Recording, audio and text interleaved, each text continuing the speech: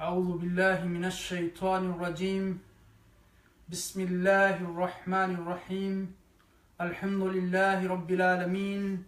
والصلاة والسلام على أشرف الأنبياء والمرسلين. اللهم رب اشرح لي صدري ويسر لي أمري واحلل عقدة من لساني يفقه قولي. اللهم رب زدنا علما، اللهم رب زدنا علما، اللهم رب يسر ولا تعسر وتمم بالخيर वबिक नस्तईन वबिनबीक रऊफ रहीम। अल्लाह पाक की हम्द व सना और आक़ाए दो जहां नबी मुकर्रम ताजदार अरब व अजम की ज़ात ग्रामी पर दरूद व सलाम के बाद आज हम इंशाअल्लाह सूरह बकरा की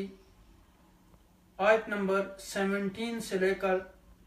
20 तक की आयत को मुकम्मल करेंगे। और इस तरह हमने सूरह बकरा के इब्तिदा में जिन 3 ग्रोहों के बारे में पढ़ना शुरू किया था, वो सबसे पहले मोमिनीन थे, मुत्तकीन, और उसके बाद कुफ़ार, और उसके बाद मुनाफिकीन। तो ये तीनों तस्वीरें जो हैं ये हमारे आज के इस नशिस्त में इंशाअल्लाह मुकम्मल हो जाएंगी। और आखिर में हम इसका जायज़ा भी लेंगे और ये भी देखेंगे कि इन आयात के ज़रिए हम अपनी तरबियत कैसे कर सकते हैं, हम अपने ईमान का कैसे जायज़ा ले सकते हैं। सबसे पहले हमने ये सारी आयात जो पढ़ी हैं इनकी हम तलावत कर लेते हैं, उसके बाद फिर इंशाअल्लाह आज के दर्स की आयात का तर्जमा और उसके बाद उनकी तफसीर और फिर बाकी तमाम आयात को इंशाअल्लाह देखेंगे। अऊज़ु बिल्लाहि मिनश शैतानिर रजीम। बिस्मिल्लाहिर्रहमानिर्रहीम। अलिफ लाम मीम। ज़ालिकल किताबु ला रैब फ़ीहि हुदल लिलमुत्तक़ीन अल्लज़ीना युमिनूना बिल ग़ैब व युक़ीमूना अस्सलाता व मिम्मा रज़क़नाहुम युनफ़िक़ून वल्लज़ीना युमिनूना बिमा उन्ज़िला इलैका वमा उन्ज़िला मिन क़ब्लिक व बिल आख़िरति हुम यूक़िनून उलाइका अला हुदम मिन रब्बिहिम व उलाइका हुमुल मुफ़्लिहून। इन्नल्लज़ीना कफ़रू सवाउन अलैहिम अअन्ज़रतहुम अम लम तुनज़िरहुम ला युमिनून। ख़तमल्लाहु अला क़ुलूबिहिम व अला समइहिम व अला अब्सारिहिम गिशावतुन व लहुम अज़ाबुन अज़ीम। वमिनन नासि मन यक़ूलु आमन्ना बिल्लाहि व बिल यौमिल आखिर वमा हुम बिमुमिनीन युखादिऊन अल्लाह वल्लज़ीना आमनू वमा यख़दऊन इल्ला अनफुसहुम वमा यशऊरून। फ़ी क़ुलूबिहिम मरदुन फ़ज़ादहुमुल्लाहु मरदा वलहुम अज़ाबुन अलीमुन बिमा कानू यकज़िबून। वइज़ा क़ील लहुम ला तुफ़सिदू फ़िल अर्द क़ालू इन्नमा नहनु मुस्लिहून अला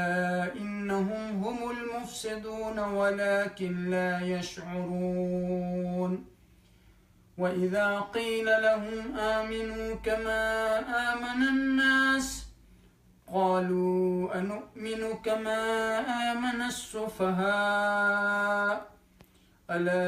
इन्नहुम हुमुस्सुफ़हाअ वलाकिन ला यअलमून। वइज़ा लक़ुल्लज़ीना आमनू क़ालू आमन्ना वइज़ा ख़लौ इला शयातीनिहिम क़ालू इन्ना मअकुम इन्नमा नहनु मुस्तहज़िऊन। अल्लाहु यस्तहज़िउ बिहिम व यमुद्दुहुम फ़ी तुग़यानिहिम यअमहून। उलाइका अल्लज़ीना اشتروا الضلالة بالهدى فما ربحت تجارتهم وما كانوا مهتدين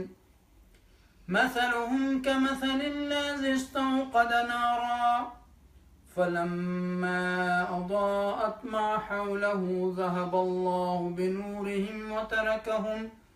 وتركهم في ظلمات لا يبصرون صم بكم عمي فهم لا يرجعون أو كصيب من السماء فيه ظلمات ورعد وبرق يجعلون أصابعهم في آذانهم من الصواعق حذر الموت والله محيط بالكافرين يكاد البرق يخطف أبصارهم كلما أضاء لهم مشوا فيه وإذا أظلم عليهم قاموا ولو شاء الله لذهب بسمعهم وأبصارهم إن الله على كل شيء قدير صدق اللہ العظیم. الحمدللہ ہم نے سورہ بقرہ کی آیت نمبر 1 سے لے کر 20 تک کی آیات کو تلاوت کرنے کا شرف حاصل کیا. ہمارے آج کے درس کا آغاز آیت نمبر 17 سے ہوگا اور انشاءاللہ آیت نمبر 17 سے لے کر 20 تک کی آیات کو ہم مکمل کریں گے. اس سے پہلے اگر ہم دیکھیں تو پہلی آیت پر اگر ہم غور کریں تو یہاں یہ بتایا گیا کہ ان لوگوں نے ایمان کا دعویٰ کیا اور جھوٹا دعویٰ کیا. ان کے قول و فعل میں تضاد تھا اور یہ منافق کی علامت ہے اور اللہ سبحانہ و تعالی نے ان کے اس قول کو کوئی اہمیت نہیں دی, کوئی وزن نہیں دیا اور ان کے اس قول کی نفی کر دی کہ وما ہم بمؤمنین. پھر دوسری آیت میں ان کی دھوکہ بازی کے بارے میں بتایا گیا جو یہ اللہ سبحانہ و تعالی اور مومنین کے ساتھ کرتے ہیں, اور پھر فرمایا کہ حقیقت میں یہ اپنے ساتھ دھوکہ کرتے ہیں لیکن ان کو اس چیز کا شعور نہیں ہے. یعنی دوسری آیت میں ایک تو یہ بتایا گیا کہ یہ دھوکہ باز ہیں اور دوسرا یہ بے شعور قسم کے لوگ ہیں, ان کے اندر شعور ہے ہی نہیں ہے, نہ سمجھ ہیں. پھر اس سے اگلی آیت میں ان کے دل کے مرض کے بارے میں بتایا گیا کہ ان کے دل کے اندر ایک مرض ہے اور پھر اللہ سبحانہ وتعالی نے اس مرض کو اور بڑھا دیا. تو اس آیت میں ایک تو ان کے مرض کے بارے میں بتایا گیا اور دوسرا یہ بتایا گیا کہ یہ جھوٹ بولتے ہیں, اور پھر یہ اس مرض کی وجہ سے جو نفاق کا مرض ان کے اندر ہے اور جھوٹ بولنے کی وجہ سے اللہ سبحانہ وتعالی ان کو سخت عذاب دیں گے. تو اب دیکھیں کہ آج کی جو میڈیکل سائنس بھی کہتی ہے کہ انسان دل اگر اس کا کام کرنا چھوڑ دے تو انسان جو ہے اس کی زندگی ختم ہو جاتی ہے. تو میں جب اس حدیث پر غور کرتا ہوں جو آقا دو جہاں نبی مکرم تاجدار عرب و عجم سید المرسلین صلی اللہ علیہ وسلم نے آج سے بہت عرصہ پہلے بیان کی, اور جب آقا دو عالم صلی اللہ علیہ وسلم نے فرمایا الا وان فی الجسد مضغہ اذا صلح صلحت الجسد کلہ واذا فسدت فسدت الجسد کلہ الا وہی القلب, کہ انسان کے جسم کے اندر گوشت کا ایک لوتھڑا ہے, اگر وہ درست ہو جائے تو انسان کے سارے جسم کا نظام درست ہو جاتا ہے, اور اگر اس میں کوئی خرابی ہو جائے تو انسان کے جسم کا سارا جو نظام ہے وہ خراب ہو جاتا ہے. پھر اس سے اگلی آیت میں ان کے فسادی ہونے کے بارے میں بتایا گیا کہ یہ لوگ جو ہیں یہ زمین میں فساد برپا کرتے ہیں, اور یہاں بھی جب ان کو کہا جاتا ہے کہ زمین میں فساد برپا نہ کرو تو یہ کہتے ہیں کہ ہم اصلاح کرنے والے لوگ ہیں. یعنی دوسرے لفظوں میں کہ یہ اصلاح کے نام پر فساد کرتے ہیں, یعنی اصلاح کو فساد کا نام دینے کے بجائے یعنی یہ کہ وہ فساد نہ کریں وہ فساد کو اصلاح کا نام دے دیتے ہیں. تو اس سے اگلی آیت میں یہاں فرمایا گیا کہ یہ لوگ جو ہیں حقیقت میں یہی لوگ فساد کرنے والے ہیں، لیکن ان کے اندر شعور کی کمی ہے۔ اور پھر اس سے اگلی آیت میں بتایا گیا کہ جب ان کو کہا گیا کہ ایمان لے آؤ تو انہوں نے کہا کہ ہم ان لوگوں کی طرح ایمان لے آئے، نعوذ باللہ، جو بیوقوف لوگ ہیں۔ تو اللہ سبحانہ تعالیٰ نے کہا کہ حقیقت میں یہی بیوقوف ہیں۔ تو یہاں ایک تو ان کی بیوقوفی کا تذکرہ کیا گیا، اور دوسرے بات جو یہاں اس آیہ کریمہ میں بتائی گئی وہ یہ کہ منافقین کی جہالت کا تذکرہ کیا گیا، اور پھر اس سے آگے ان کا ڈبل فیس ہونا بتایا گیا کہ جب یہ مومنین سے ملتے ہیں تو کہتے ہیں ہم ایمان لے آئے، اور جب اپنے شیاطین کے پاس جاتے ہیں تو ان کو کہتے ہیں کہ ہم تو آپ کے ساتھ ہیں، ہم تو صرف ان کے ساتھ مذاق کر رہے تھے۔ پھر اگلی آیت میں جو بتایا گیا کہ اللہ سبحانہ وتعالیٰ بھی ان کے ساتھ جو ہے وہ مذاق کرتے ہیں۔ اب یہ ان لوگوں کی پالیسی یہ ہوتی ہے کہ یہ کسی بھی انسان کو ناراض نہیں کرنا چاہتے، یعنی جہاں اپنے فوائد ہوتے ہیں اسی کے ساتھ ہو جاتے ہیں۔ اور کبھی کبھی ان لوگوں کے نعرے بڑے اچھے ہوتے ہیں، لیکن حقیقت میں یہ قول اور فعل کا تضاد ہوتا ہے، اور اللہ سبحانہ تعالیٰ نے کہا کہ لما تقولون ما لا تفعلون۔ تو مومن جو ہوتا ہے اس کا قول اور ایک فعل جو ہے وہ ایک ہی ہوتا ہے۔ اور پھر اس کے بعد یہ مذاق اڑانے والے ہیں، یہاں اس آیت میں بتایا گیا۔ پھر ان کی پہچان یہ بتائی جا رہی ہے کہ اللہ سبحانہ تعالیٰ نے جو انہیں مہلت دی، اس مہلت کو انہوں نے غلط فہمی کی بنا پر یہ سمجھا کہ شاید یہ ہمیں فرصت ملی ہے، اس کو رحمت سمجھا، اور اس میں وہ اندھے ہو گئے اور وہ آگے گمراہی میں بڑھتے چلے گئے، اور پھر انہوں نے ہدایت کے بدلے میں گمراہی خرید لی۔ اور اللہ سبحانہ تعالیٰ کہتے ہیں کہ یہ کوئی انہوں نے نفع کا سودا نہیں کیا، اور یہ لوگ جو ہیں یہ ہرگز ہدایت نہیں حاصل کر سکتے، یہ ہدایت یافتہ لوگ نہیں ہیں، کیونکہ وہاں متقین کے بارے میں فرمایا تھا کہ اولئک علی ھدی من ربہم واولئک هم المفلحون، اور یہاں فرمایا کہ اولئک الذین اشتروا الضلالۃ بالہدی فما ربحت تجارتهم ما كانوا مهتدین۔ تو یہاں تک تو ہماری جو درس پچھلا تھا اس کا یہ خلاصہ ہے جو اب تک ہم نے آیات پڑھی ہیں۔ اب ذرا ان ساری آیات کو سامنے رکھ کے تو ہمیں اپنے ایمان کا جائزہ لینا ہوگا، ہمیں اپنا محاسبہ کرنا ہوگا، ہمیں دیکھنا ہوگا، ایک لسٹ بنانی ہوگی۔ یہ جتنی قرآن ہمارا آئینہ ہے، قرآن شیشے کی مانند ہے، قرآن کو سامنے رکھ کے، قرآن کی ان تعلیمات کو سامنے رکھ کے ہم نے اپنے محاسبہ کرنا ہے کہ آیا ہم واقعی سچ بولتے ہیں، آیا ہم اپنے آپ کے ساتھ سچے ہیں، کیا اپنے مسلمان بہن بھائیوں کے ساتھ سچے ہیں، کیا اللہ سبحانہ تعالیٰ کے ساتھ ہم سچے ہیں، کیا ہم دوسرے لوگوں کے خیر خواہ ہیں، کیا اللہ کی کتاب کے ساتھ ہم سچے ہیں، کیا ہم دین کے ساتھ مخلص ہیں اور سچے ہیں۔ اور پھر دوسری بات یہ کہ کیا کہیں ہم اپنے آپ کو بھی دھوکہ تو نہیں دے رہے اور دوسرے لوگوں کو بھی کہیں دھوکہ تو نہیں دے رہے۔ بعض اوقات یہ ہوتا ہے کہ انسان کو خود بھی پتہ ہوتا ہے کہ وہ جو چیز کر رہا ہے وہ غلط کر رہا ہے، لیکن دوسروں کو وہ اس عکس بتاتا ہے۔ اور پھر اس کے ساتھ یعنی یہ بھی ہمیں دیکھنا ہوگا کہ کہیں ہمارے دل کے اندر کوئی مرض تو نہیں ہے ایسی جو ہمیں نفاق کی طرف لے جائے۔ تو یہ ساری لسٹ بنا کے ہمیں اپنے محاسبہ کرنا ہوگا، اور اس میں جو چیزیں ہمارے اندر موجود ہیں ان کو ختم کرنا ہوگا۔ اور اب دیکھیں کہ قلوب کے بارے میں بھی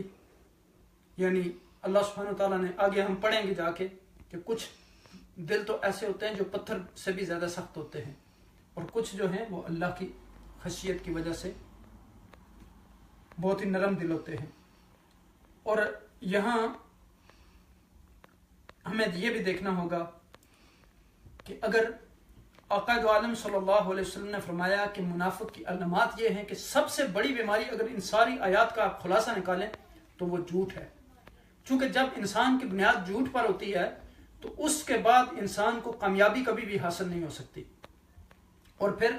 آپ دیکھیں کہ قرآن کو سامنے رکھ کر اگر ہم دیکھیں یعنی ایمان والے جو ہیں وہ ہمیشہ اپنے معاملات کو آخرت کی نظر سے دیکھتے ہیں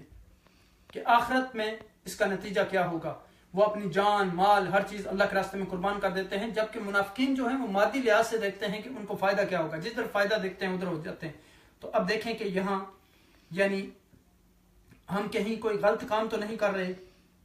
اور اگر ہم نے کوئی غلطی کی ہے تو اس کو نہ ماننا، کیا یہ منافقین کی صفت تو ہمارے اندر نہیں ہے؟ اب دیکھیں کہ شیطان نے بھی یہی کیا تھا کہ جب اللہ سبحانہ تعالیٰ نے اس کو کہا کہ سجدہ کرو تو اس نے انکار کیا، تو پھر اس نے اپنی غلطی کو تسلیم نہیں کیا۔ تو حضرت آدم علیہ السلام سے جب غلطی ہوئی تو انہوں نے فوراً اس غلطی پر توبہ کر لی۔ تو اب دیکھیں کہ یہاں یعنی جب انسان کا کوئی دنیاوی نقصان ہوتا ہے، اس کا کاروبار میں نقصان ہو جاتا ہے، اس کے یعنی مثلاً کوئی زلزلہ آ جاتا ہے، طوفان آ جاتا ہے، اس کا گھر تباہ ہو جاتا ہے، اس کی جائیداد تباہ ہو جاتی ہے،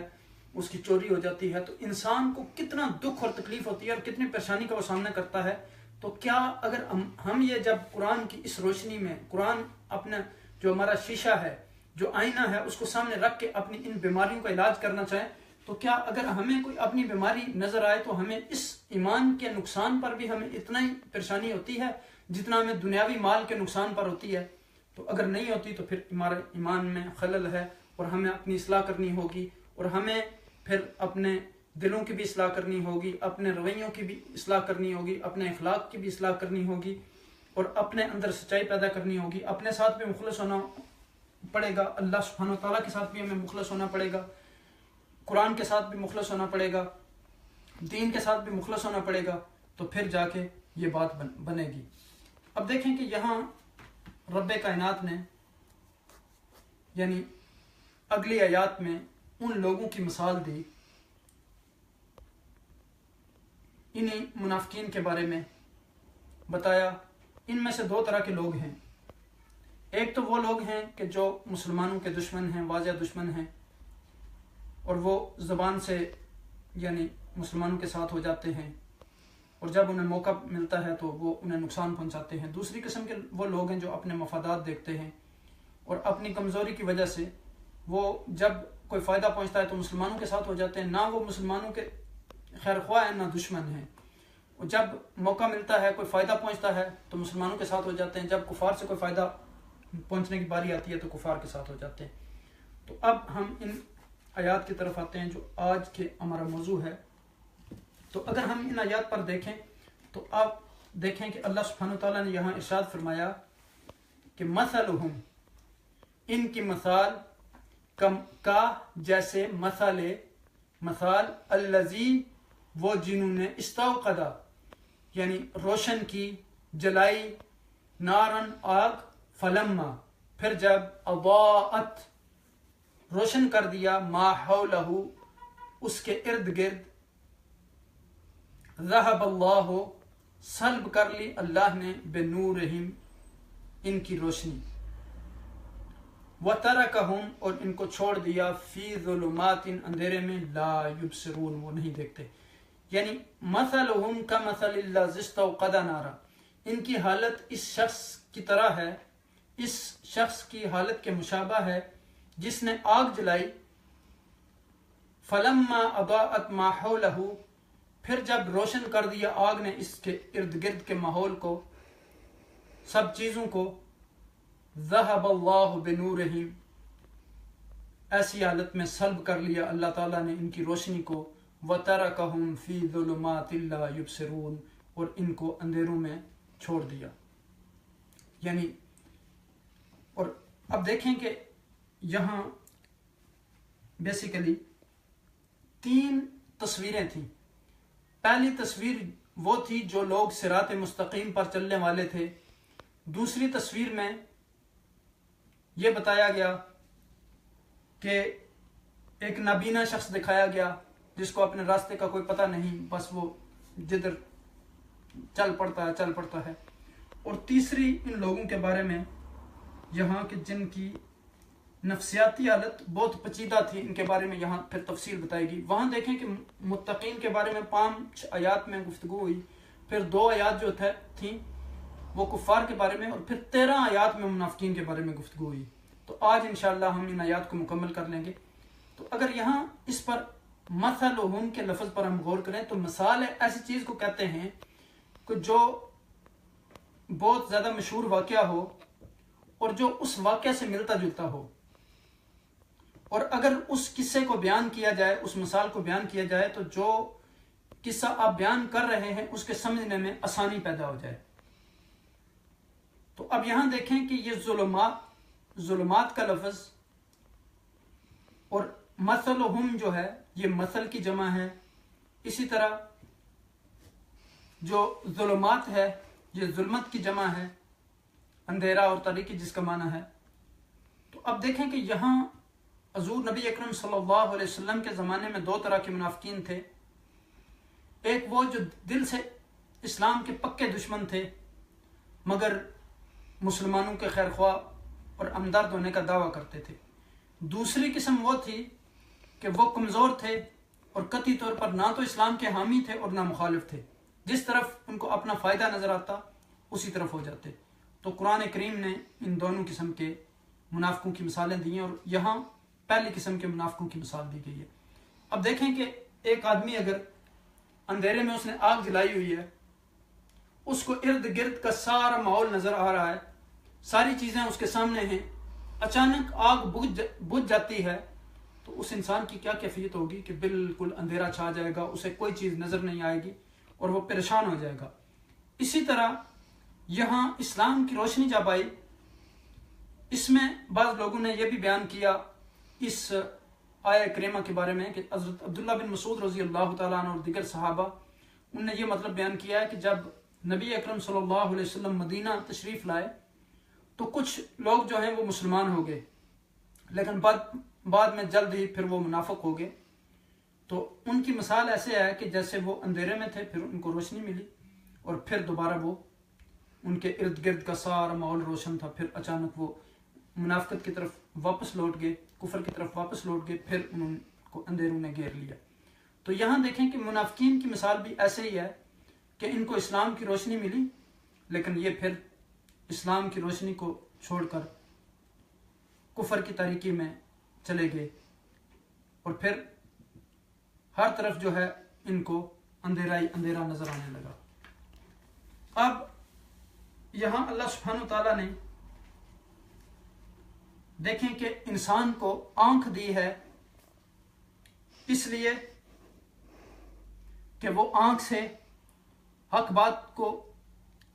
देखकर कबूल करे। इसी तरह इंसान को कान और ज़बान दी कि इंसान बात सुन सके, रोशनी को देख सके और नूर हिदायत से फ़ायदा उठाए। लेकिन इंसान ने ना अपने कानों से बात फ़ायदा उठाया, ना बात के ज़रिए हक का पैगाम पहुँचाया अपनी ज़ुबान के ज़रिए, और ना आँखों के ज़रिए अल्लाह की नियामतों को, अल्लाह की आयात को, अल्लाह की निशानियों को देखकर उसको कबूल किया। तो फिर यहाँ फरमाया गया कि सुम्मन, ये बहरे हैं, बुकमन, गूंगे हैं, उम्युन, अंधे हैं, फाहुम, बस ला यरजऊन, वो वापस नहीं लौटेंगे। तो अब देखें कि यहाँ यानी सुम्मन जो ये है, ये असम इसका वायद है बहरा। तो मुनाफिक, अब यहाँ अगर गौर करें तो मुनाफिकीन ज़ाहिरी तौर पर तो वो बहरे नहीं थे, वो सुनते थे, लेकिन चूंकि इस्लाम की हक बातें सुनने से वो कासिर थे, और अगर हक बात सुनते भी थे तो उसको सुनकर टाल देते थे, यानी जैसे हम कहते हैं ना सुनी अनसुनी कर देना, तो ये कैफियत थी। तो गोया वो बहरे हैं, कुछ सुनते ही नहीं। तो इसी तरह बुकमन, गुंगे, तो अब ये गुंगे भी नहीं थे, इनकी ज़ुबानें तो मौजूद थी, लेकिन ये सच्ची बात करने से गुरेज करते थे और हक बात का इकरार नहीं करते थे। और फिर फरमाया कि गुंगे हैं, यानी गोया गुंगे हैं, इनके मुंह में ज़ुबान नहीं है। उम्युन, अंधे हैं, यानी ये आमा की जमा है जिससे मुराद अंधा आदमी है। यानी इन्हें अंधा इसलिए कहा गया कि आंखें रखने के बावजूद अल्लाह सुब्हानहू तआला की निशानियों को देखकर वो कबूल नहीं करते, उसमें गौर फिक्र नहीं करते। कितनी अल्लाह सुब्हानहू तआला ने निशानियां इंसानों के सामने रखी हैं, लेकिन वो हक बात को देख कर भी वो कबूल नहीं करते। अब देखें कि इल्म हासिल करने के जो ज़ाहिरी ज़राए हैं, वो देखना होता है, सुनना होता है, पढ़ना होता है, देखना होता है। तो अब देखें कि ये चीज़ों को देखकर भी इल्म हासिल नहीं करते और सुनकर भी हासिल नहीं करते, हक बात को नहीं सुनते, और फिर जब पढ़ने की बारी आती है तो उसमें भी जो चीज़ें इनके मफादात के ख़िलाफ़ हैं उनको नहीं ये पढ़ना चाहते, उनको कबूल नहीं करना चाहते। अब देखें कि इनके की सबसे जो दिल में बड़ी मर्ज थी निफाक की, वो यही थी اب دیکھیں نا کہ دنیاوی چیزوں میں انسان کو بہت سارے فوائد ہوتے ہیں، اور اسی طرح یہاں ان کو جس چیز میں فائدہ نظر آتا تھا اس کو سن بھی لیتے تھے، اس کے بارے میں گفتگو بھی کر لیتے تھے، اس کو دیکھ بھی لیتے تھے، لیکن جہاں اپنا فائدہ نہیں نظر آتا تھا تو وہاں وہ ساری چیزیں چھوڑ دیتے تھے۔ اور اب یہاں یہ ان کی کا انجام بتایا گیا کہ دھوکہ بازوں کا انجام کیا ہے، یعنی اللہ سبحانہ و تعالیٰ نے ان کے جو دھوکہ کرتے تھے، جھوٹ بولتے تھے، ان کی بیوقوفی کی وجہ سے، ان کی جہالت کی وجہ سے، ان کی کم علمی کی وجہ سے، ان کی بے شعوری کی وجہ سے، ان کی بصیرت نہ ہونے کی وجہ سے اللہ سبحانہ و تعالیٰ نے ان سے حق قبول کرنے کی، حق کو سننے کی، حق کا اقرار کرنے کی توفیق جو سلب کر لی۔ پھر آگے منافقین کی دوسری مثال بیان کی جا رہی ہے کہ او کسیبن، یا جیسے سیب جو ہوتا ہے زور کا میل، بہت سخت بارش جو ہوتی ہے، من السماء آسمان سے، فی ہے اس میں ظلمات اندھیرے ہیں، ورعد اور گرج، وبرق اور بجلی، یجعلون ڈالتے ہیں، اصابعہم اپنی انگلیوں کو، فی اذانہم اپنے کانوں میں، من الصواعق کڑک سے، حذر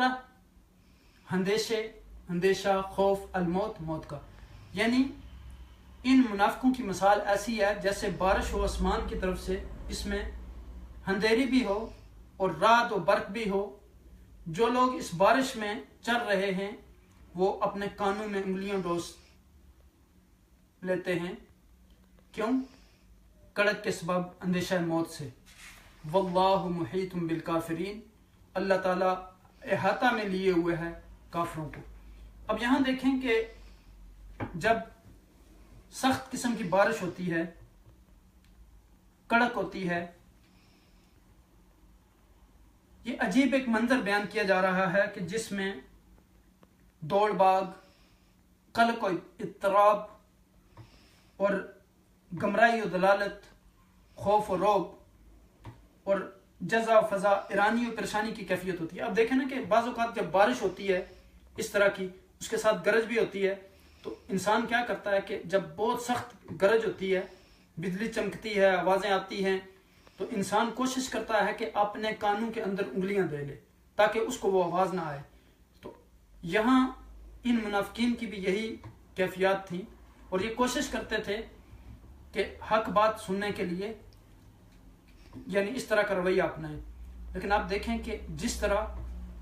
اب جب بارش کی کڑک ہوتی ہے، یہاں بیسیکلی بتایا یہ جا رہا ہے کہ جس طرح بارش کی کڑک ہوتی ہے، بجلی چمکتی ہے، بارش ہوتی ہے، تو بارش کے فوائد بہت سارے ہوتے ہیں، لیکن اگر انسان یہ سوچ کر کے وہ گرج بڑی سخت ہوتی ہے، انسان اس سے خوف میں آ جاتا ہے، بجلی چمکتی ہے، اندھیرا ہو جاتا ہے، تو اس ساری وجہ سے انسان سوچے کہ بارش نہیں ہونی چاہیے۔ اب دیکھیں کہ بارش کے فائدے سے تو کوئی انسان بھی انکار نہیں کرتا۔ اسی طرح یہ منافقین جو ہیں، یہ جب اسلام کا ان کو فائدہ ملتا تھا تو اس وقت تو یہ یعنی بڑے خوش ہوتے تھے، لیکن جب کوئی نقصان آتا تو پھر وہ اس طرح کا رویہ اپناتے تھے۔ تو یہاں اب دیکھیں کہ ان لوگوں کے بارے میں بتایا گیا جو منافقین کی دوسری قسم ہے، جو اپنی طبیعت کی کمزوری کی وجہ سے نہ تو پوری طرح اسلام میں داخل تھے اور نہ کفار کے ساتھ تھے۔ تو جس طرح بارش میں بے شمار فائدے ہوتے ہیں، بارش ہوتی ہے تو سبزہ اگتا ہے، کھیتیاں جو ہیں لہلانے لگتی ہیں، ندی نالے بہنے لگتے ہیں، ہر طرف جو ہے وہ سبزہ ہی سبزہ ہو جاتا ہے، یعنی لیکن اگر انسان یہ سوچے کہ بجلی کی چمک ہوتی ہے، گٹر ٹوپ اندھیرا بھی چھا جاتا ہے، تو لیکن اس کے باوجود یعنی انسان بارش کا دشمن نہیں ہوتا۔ اسی طرح اسلام بھی بارش کی طرح سراسر ایک رحمت بن کر آیا۔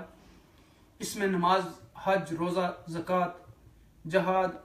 اور باقی جو جتنے بھی احکام خداوندی ہیں، اللہ سبحانہ و تعالیٰ کے احکامات ہیں، ان میں دشواریاں اور پابندیاں بھی ہیں۔ تو منافق جو ہیں وہ ان پابندیوں کی وجہ سے کتراتے ہیں۔ اب دیکھیں کہ وہاں سورہ بقرہ میں ہی آگے جا کے فرمایا کہ نماز جو ہے وہ کن لوگوں پر باری ہے؟ منافقین کے لیے۔ وَإِذَا قَامُوا إِلَى الصَّلَاةِ قَامُوا كُسَالَىٰ۔ تو اب یہ چیزیں جو ہیں انسان اب دیکھیں کہ کسی چیز میں بھی جب مشقت ہوتی ہے تو اس کے بعد انسان کو، اب ایک انسان کا امتحان ہوتا ہے، ایگزام ہوتا ہے، وہ راتوں کو سوتا نہیں، پڑھتا ہے، بڑی محنت کرتا ہے، لیکن جب اس کے نمبر آتے ہیں تو بڑی خوشی ہوتی ہے۔ ایک انسان سارا دن مزدوری کرتا ہے، جب شام کو اس کو مزدوری کی اجرت ملتی ہے تو اسے بڑی فرحت ہوتی ہے۔ ایک انسان دیکھیں کھانا پکانے میں کتنا وقت لگتا ہے، جب وہ پکاتا ہے، کھانے کا وقت آتا ہے تو بڑی مسرت ہوتی ہے۔ انسان روزہ رکھتا ہے، سارا دن مشقت اٹھاتا ہے، لیکن افطاری کا وقت ہوتا ہے تو بڑی مسرت اور اسے خوشی ہوتی ہے۔ تو اسی طرح یہاں اسلام جو ہے انسانوں کے لیے رحمت بن کر آیا ہے، اور اس میں اگر کوئی مشقت ہے تو وہ اللہ سبحانہ وتعالیٰ نے انسانوں کی بہتری کے لیے وہ مشقت اس میں رکھی ہے۔ اب دیکھیں کہ یہاں فرمایا گیا کہ واللہ محیط بالکافرین، اللہ سبحانہ وتعالیٰ ان کافروں کو اپنے احاطے میں لیے ہوئے ہیں۔ اب دیکھیں کہ بعض لوگ جب آپ کی اپنی زمین ہوتی ہے تو آپ کہتے ہیں کہ یہ میرا احاطہ ہے، وہاں کوئی آپ دیوار بنا دیتے ہیں یا آپ کوئی رسی باندھ دیتے ہیں یا اس طرح کی چیز، تو یہاں بھی یعنی اب دیکھیں کہ اللہ کی بھی اپنی حدود ہوتی ہیں۔ تو اللہ سبحانہ وتعالیٰ یہاں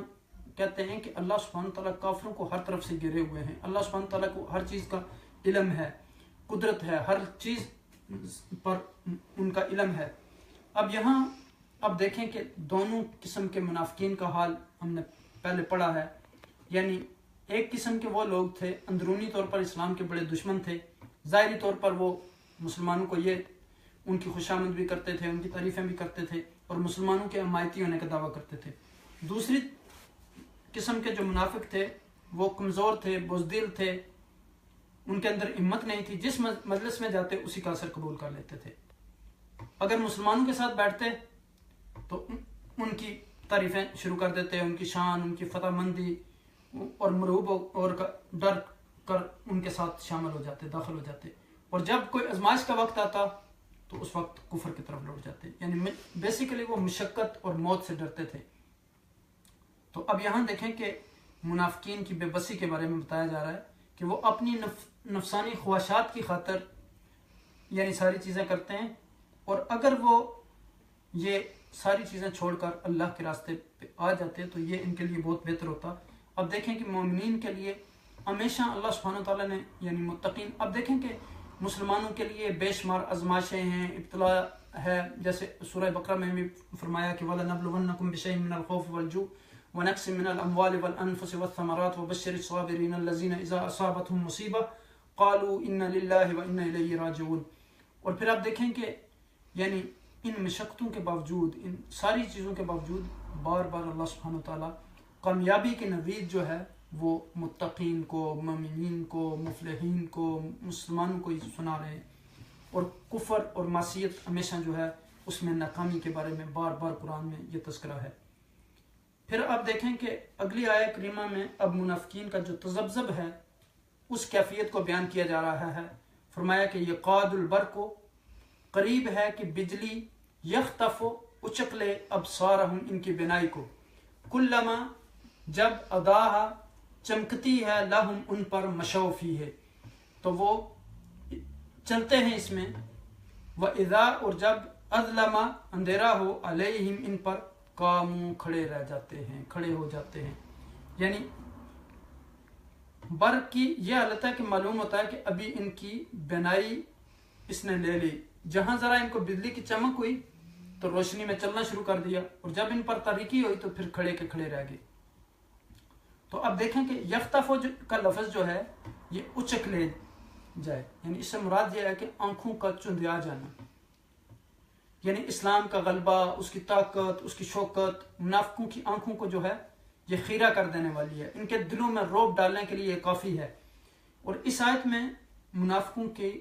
دوسری قسم کے منافق جو ہیں ان کا مزید تشریح اور تفصیل بتائی گئی۔ اب دیکھیں کہ پہلی آیت میں جو ہے وہ بارش کی مثال دے کر سمجھایا گیا اور ان کی فطرت کے بارے میں بتایا گیا کہ فائدوں کی طرف لپکتے ہیں لیکن فائدہ حاصل کرنے کے لیے کچھ مشقت یا نقصان برداشت نہیں کرنا چاہتے، اور پھر یہاں یہ بتایا گیا کہ اگر ان کو کوئی قربانی دینی پڑتی ہے، آزمائش میں مبتلا ہونا پڑتا ہے تو پھر یہ اس سے گھبرا جاتے ہیں۔ یعنی منافقین اسلام کی یعنی کامیابیاں اور فتح مندیاں دیکھتے ہیں تو ان کے قدم اسلام کی طرف بڑھنے لگتے ہیں، اور جب دیکھتے ہیں کہ کوئی مشقت کا وقت آ گیا تو پھر وہ کفر کی طرف لوٹ جاتے ہیں۔ تو یہ ان کی حقیقت ہے کہ سکھ اور دکھ جو ہے اس میں یہ اکٹھے نہیں ہوتے، اور مومن جو ہے وہ دکھ میں ہو سکھ میں ہو ہر چیز میں وہ اللہ کی راہ میں اپنی جان قربان کرتا ہے، اپنی اولاد کی قربانی کرتا ہے، اور اس کے بدلہ میں مومن کو جو ہے وہ کامیابی اور فلاح نصیب ہوتی ہے۔ تو آگے فرمایا کہ وَلَوْ شَاءَ اللَّهُ لَذَهَبَ بِسَمْعِهِمْ وَأَبْصَارِهِمْ إِنَّ اللَّهَ عَلَى كُلِّ شَيْءٍ قَدِيرٌ۔ ولو، اور اگر شاء چاہے اللہ لذهب لے جائے بسمعہم ان کے کان و ابصارہم اور ان کی آنکھیں، ان اللہ بے شک اللہ علی پر کل ہر شیء چیز قدیر قادر، یعنی اگر اللہ تعالیٰ ارادہ کرے تو ان کے ہر چیز کو ان کے گوش و چشم سب سلب کر لے، بے شک اللہ تعالیٰ ہر چیز پر قادر ہے۔ اب دیکھیں کہ جو گفتگو ہماری اس رکوع کے ابتدا سے منافقین کا بیان شروع ہوا تھا وہ اس آیہ کریمہ پر آ کے ختم ہو گیا۔ اللہ تعالیٰ نے انسان کو سننے اور دیکھنے کی قوتیں بخشی، لیکن منافقین نے یہ قوتیں صرف عارضی دنیا کے لیے اور عارضی دنیا کے فائدے جمع کرنے کے لیے، اپنی نفسانی خواہشات کو پورا کرنے کے لیے خرچ کر دیں۔ انہوں نے حق کی آواز سننے اور اللہ کی نشانیوں کو دیکھنے سے اپنے کانوں اور آنکھوں کو بالکل بند کر لیا۔ پھر اللہ سبحانہ وتعالیٰ نے انہیں خبردار کیا کہ اگر وہ اس روش سے باز نہ آئے تو پھر ان سے یہ ساری قوتیں چھین لی جائیں گی۔ یعنی اگرچہ منافق جو ہے موت کے وقت بجلی سے خوف کھا کر آنکھیں بند کر لیتے ہیں اور ان کی آنکھیں چن دیا جاتی ہیں، اور وہ جب کڑک ہوتی ہے تو وہ انگلیاں دے لیتے ہیں کانوں میں کہ مر نہ جائیں موت کے ڈر سے، لیکن اللہ اس چیز پر بھی قادر ہے کہ ان کی آنکھوں کو بھی لے لے، ان کے کانوں کی سماعت ختم کر دے۔ تو یعنی یہ اللہ سبحانہ تعالیٰ کے لیے کوئی مشکل کام نہیں ہے۔ اللہ تعالیٰ اگر کسی شخص کو ڈھیل دیتا ہے تو اس کا یہ ہرگز مقصد نہیں کہ وہ اس میں گمراہی میں آگے بڑھتا چلا جائے، بلکہ اس سے انسان کو سبق حاصل کرنا چاہیے اور اس سے باز آ جانا چاہیے۔ تو آج الحمدللہ اللہ کے فضل و کرم سے ہم نے سورہ بقرہ کی 20 آیات مکمل کر لی ہیں۔ اب ہمیں ان آیات کی روشنی میں اپنا محاسبہ کرنا ہوگا، اس پر ہمیں اچھے طریقے سے غور و فکر کرنا ہوگا، اور یہ دیکھنا ہوگا کہ ہمارے اندر ان منافقین کی صفات میں سے کوئی صفت تو نہیں ہے۔ حقیقت یہ ہے کہ آج اگر ہم غور سے دیکھیں تو ہمارے اندر بے شمار ایسی بیماریاں ہیں۔ آج دیکھیں کہ سچ بولنا یہ بھی بہت مشکل کام ہے، اور بہت سارے لوگ جو ہیں وہ اس سے کتراتے ہیں۔ اسی طرح آج بہت سارے مسلمانوں کے اندر ہی ایسے لوگ ہیں جو مسلمانوں کو دھوکہ دیتے ہیں، اور حقیقت یہ ہے کہ جو بندہ دوسروں کو دھوکہ دیتا ہے وہ اپنے آپ کو دھوکہ دیتا ہے۔ اسی طرح آج جہالت، ہم علم کو حاصل کرنے کی کوشش نہیں کرتے، اور دلیل ہونے کے باوجود بھی ہم اس سے غفلت برتتے ہیں، اور ہم یہ سمجھتے ہیں کہ چونکہ یہ بات میں نے کر دی ہے، اب اگر کوئی انسان یہ بتاتا ہے کہ قرآن اور حدیث میں یہ چیز موجود ہے تو ہم اس کے مقابلے میں دوسرے لوگوں کے اقوال پیش کرتے ہیں۔ اب دیکھیں کہ ایک مسلمان جو ہے اس کے لیے ضروری ہے کہ جب اس کو حق بات کا علم ہو جائے، جب دو مسلمان جو بھائی ہیں ان کے درمیان بھی غلط فہمی ہو سکتی ہے، لیکن جب آپ کو غلط بات کا پتہ چل جائے کہ آپ غلطی پہ ہیں تو پھر وہ فوراً آپ توبہ کریں اور اس سے رجوع کریں، چونکہ آپ دیکھیں کہ حق بات کو قبول کرنے میں انسان کو کوئی شرم نہیں آنی چاہیے۔ دین کی عزت ہر صورت میں ہم سے زیادہ اہمیت رکھتی ہے، اور اللہ کے رسول صلی اللہ علیہ وسلم نے فرمایا کہ لا طاعت لمخلوق فی معصیت الخالق۔ ایک طرف جب اللہ کی نافرمانی ہو رہی ہو، دوسری طرف مخلوق کی اطاعت ہو، اور وہاں اللہ تعالیٰ کی اطاعت کو مقدم رکھا جاتا ہے۔ وہاں مخلوق اگر ناراض ہو جائے تو کوئی بات نہیں، لیکن اللہ کی ناراضگی کو انسان کو کبھی بھی مول نہیں لینا چاہیے۔ اور جب انسان کو یہ پتہ چل گیا کہ اللہ سبحانہ تعالیٰ نے مجھے حکم دیا ہے کہ میں سچ بولوں میں اپنے ساتھ بھی سچا ہوں، میں دوسرے مسلمانوں کا بھی خیر خواہ ہوں، میں انسانیت کا بھی خیر خواہ بنوں، میں خود دوسرے لوگوں میں محبت بانٹنے کا ایک ذریعہ بنوں، میں دوسرے لوگوں کے ساتھ ہمیشہ اس طریقے سے پیش آؤں کہ لوگوں کو پتہ چل جائے کہ اسلام ایک ایسا مذہب ہے کہ جس کے فالوور اس طرح کے لوگ ہیں۔ آج دیکھیں کہ ہمیں اپنے رویوں میں تبدیلی لانی ہوگی، ہمیں اپنے اندر لوگوں کے لیے محبت پیدا کرنی ہوگی، لوگوں کے لیے خیر خواہی کا جذبہ پیدا کرنا ہوگا، اور قرآن و سنت کی طرف ہمیں لوٹنا ہوگا، قرآن کو سمجھنا ہوگا، قرآن کو پڑھنا ہوگا، اس کو دوسرے لوگوں تک پہنچانا ہوگا، اس کو صحیح طریقے سے اس پر غور و فکر کرنا ہوگا، اور قرآن کی مجالس قائم کرنے ہوں گی اپنے گھروں میں۔ آپ دیکھیں کہ آج ہم دنیا کی ہر چیز کی فکر کرتے ہیں، ہم بڑے فخر سے یہ باتیں بتاتے ہیں کہ فلاں ایک، اگر آپ کو کوئی بڑا مشہور آدمی خط لکھ دیتا ہے، لیٹر لکھ دیتا ہے، تو بار بار ہم لوگوں کو دکھاتے ہیں۔ اگر آپ کسی منسٹر یا پرائم منسٹر سے مل کے آتے ہیں تو بار بار دکھاتے ہیں، کوئی آپ کو وہاں سے سرٹیفکیٹ مل جاتا ہے تو لوگوں کو دکھاتے ہیں، کوئی ڈگری ملتی ہے تو لوگوں کو دکھاتے ہیں۔ لیکن آپ دیکھیں کہ یہ اللہ کا کلام ہے، یہ ہماری رہنمائی کے لیے اللہ سبحانہ تعالیٰ نے ہمارے پاس بھیجا ہے۔ آپ کو ایک ٹیکسٹ میسج آتا ہے فون پہ، تو آپ کتنی دفعہ اس کو دیکھتے ہیں دن میں؟ تو آیا ہم قرآن کو بھی دیکھتے ہیں؟ یہ جو اتنا بڑا پیغام رب کائنات نے ہمارے لیے، ہماری رہنمائی کے لیے، ہمارے فائدے کے لیے، ہماری اخروی کامیابی کے لیے، ہماری دنیا کی کامیابی کے لیے بھیجا ہے، کیا ہم اس کو بھی پڑھتے ہیں؟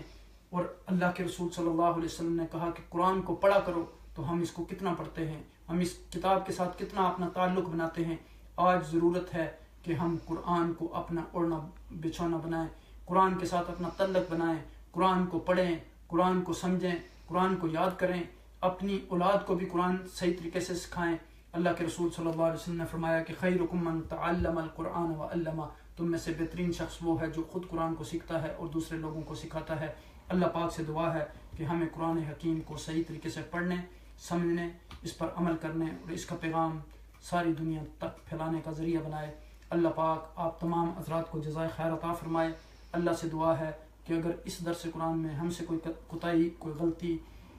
کوئی ہماری سمجھ میں ایسی چیز رہ گئی ہو تو اللہ سبحانہ تعالیٰ ہمیں معاف فرمائے، اور اللہ سبحانہ تعالیٰ ہمیں اس کتاب کو صحیح طریقے سے سمجھنے اور اس کا پیغام دوسرے لوگوں تک پہنچانے کا ذریعہ بنائے۔ میری دعا ہے کہ اللہ سبحانہ تعالیٰ آپ تمام حضرات کو علم کی روشنی عطا فرمائیں، ہمیں جہالت سے دور فرمائیں، اور اللہ سبحانہ تعالیٰ ہمیں امن کی نعمت عطا فرمائیں، اور ہم دوسرے لوگوں میں محبت بانٹنے والے بن جائیں، قرآن کا پیغام دوسرے لوگوں تک پہنچانے والے بن جائیں، اور جو بیمار ہیں ان کو شفاء عاجلہ و کاملہ عطا فرمائیں، جو اس دنیا سے چلے گئے ہیں اللہ سبحانہ تعالیٰ ان کو جنت الفردوس میں اعلیٰ و رفیع مقام عطا فرمائیں، اور اللہ سبحانہ تعالیٰ تمام امت مسلمہ کے حال پر رحم و کرم فرمائیں، تمام انسانیت کے حال پر رحم و کرم فرمائیں، اور ہمیں سچا اور پکا مومن بننے کی توفیق عطا فرمائیں، تقوی اور قرآن کے نور سے ہمارے دلوں کو مزین فرمائیں، اور حضور نبی اکرم صلی اللہ علیہ وسلم کی سنت مبارکہ پر ہمیں عمل کرنے کی توفیق عطا فرمائیں۔ جزاکم اللہ خیر وبارک اللہ فیکم وما علینا الا البلاغ۔ السلام علیکم ورحمۃ اللہ وبرکاتہ۔